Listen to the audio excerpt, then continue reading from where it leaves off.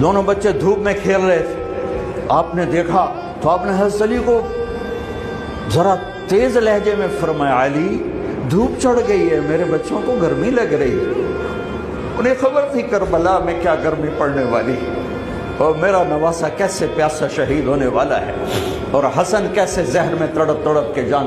علی ان کو جلدی سے جان دے جو ان کو گرمی لگی۔